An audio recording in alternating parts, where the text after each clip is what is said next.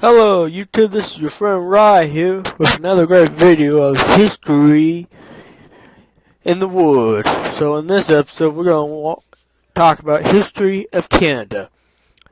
What made Canada into the history it is today. So we're going to look back 500 years ago. Okay, Canada history does not begin with the arrival of European explorers over 500 years ago. People have been living in the country that we now call Canada for thousands of years.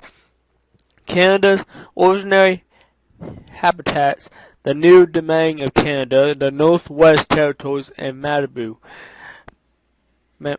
British Empire, British Columbia, Prince Edward Island, and Yukon, Alberta, Newfoundland. Canada originally inhabits centuries before Europeans began to settle in North America.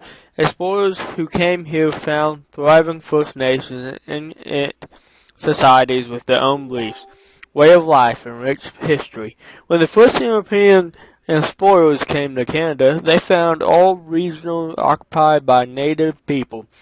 They called Indians, think they had reached the East Indies. The native people lived off the island, some of hunting and gathering, others by raising crops. The Great Lakes region, where the farmers and hunters, the Northwest were hunting-gatherers. The Saxons were nomad, following the bison, buffalo, herd. Then lived off Arctica wildlife. West Coast natives reserved fish by drying, smoking. Warfare was common among Aboriginal groups as they competed for land, resource, and property. The arrival of European traders, missionaries, soldiers, colonists changed the native way of life. Forever, large numbers of Aborigines died of European disease to which they lacked humane. However, Aborigines and Europeans formed strong economic, religion, and military bonds in the first 200 years of coexistence, which laid the foundation of Canada. The new domain of Canada. Today, Canada is made up of 10 provinces and 3 territories. However, when the British and North America Act 1867, now the Constitution Act of 1867 and 1982, created the new domain of Canada, there were only 4 provinces: Quebec, Nova Scotia, and New Brunswick and Ontario.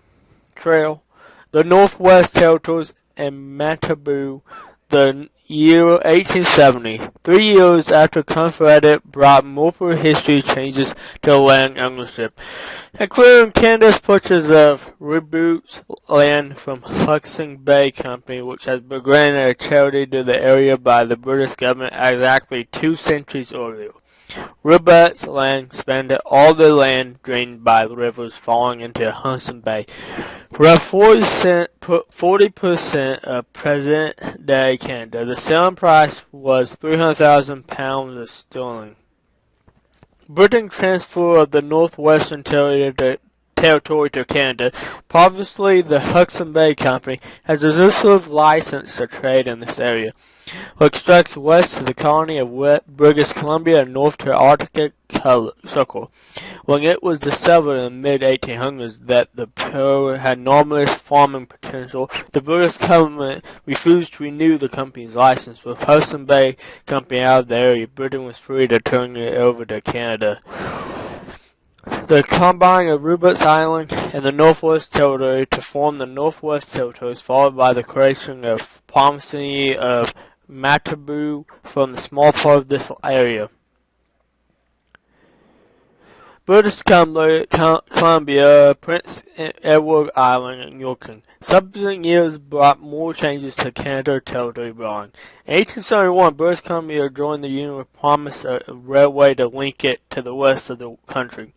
In 1873, Prince Edward Island, which had previously declined an offer to join Confederate, became Canada's 7th province. Yukon, which had been district of Northwest Territory since 1865 became separate territory in 1898. Meanwhile, Canada was opening its west just as its neighbors to the south had done. Before migrating from eastern Canada, immigrating from Europe and the United States began to fill the Paris, which was still part of the Northwest Territories. In the 1905, the province of Alberta were created, completing the map of Western Canada. Newfoundland and Longfoot. After great debate, two effort, the people of Norfolk voted to join Confederate in 1949, creating Canada's 10th province. On April 4, 1999, Norfolk was created from the east part of the Northwest Territory, covering 1.9 miles square kilometer of Canada Eastern. So that's it on today's episode of History of Canada. So stay tuned for the next history video. Once again, please comment, subscribe, and like this video. And for always, my name is Hollingsworth, and thank you for staying in for the channel.